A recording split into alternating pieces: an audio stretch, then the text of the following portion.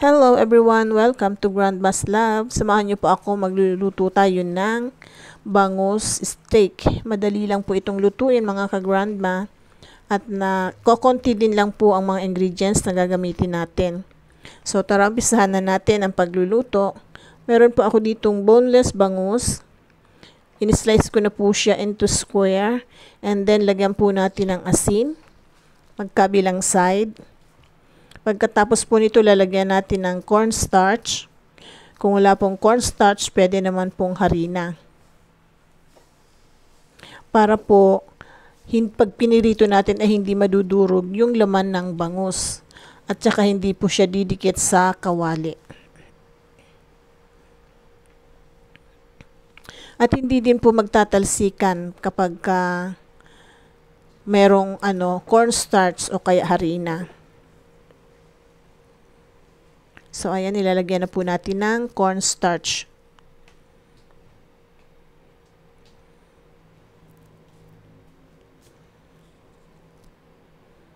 Ngayon naman po, nagpainit na ako ng kawali. Lagyan po natin ng mantika. Coconut oil po ang aking ginamit. Iprito po natin yung bangus. Kapag po luto na yung kabilang side, babaliktarin naman natin. Takpan po natin para hindi magkalat yung mantika. Kahit po hindi ganong tumatalsik yung ating piniprito, nagkakalat pa rin po yung mantika kasi yung moist ng pagpiprito. So hanguin na po natin ang ating piniritong bangus at isusunod po natin yung second batch ng bangus.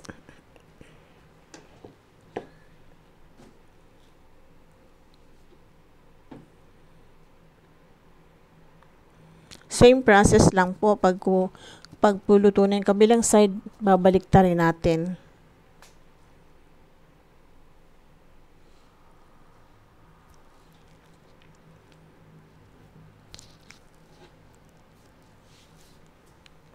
So, luto na po ang ating piniritong bangus.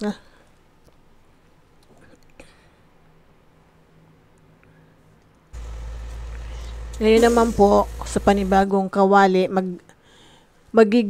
ikakaramelize muna natin yung sibuyas. Haluin lang po natin ang haluin hanggang sa maghiwa-hiwalay ang sibuyas, onion rings.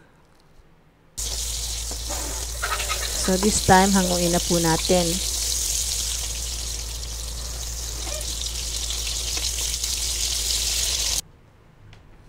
Ngayon naman po, hindi na ako nagpalit ng kawali. Nagdagdag lang po ako ng konting mantika. Gigisa naman po natin ang bawang. And then, lalagyan po natin ng toyo.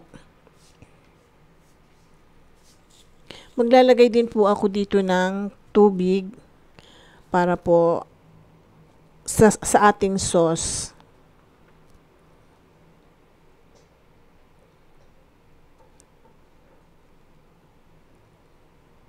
Nilagyan ko na po ng tubig, hindi na po naipakita sa camera. Ngayon naman po inilalagay ko na yung calamansi juice. Kung wala pong calamansi, pwede pong lemon. Lagyan po natin ng konti ng ating kinaramelize na sibuyas. At ilagay na rin po natin yung ating piniritong bangus.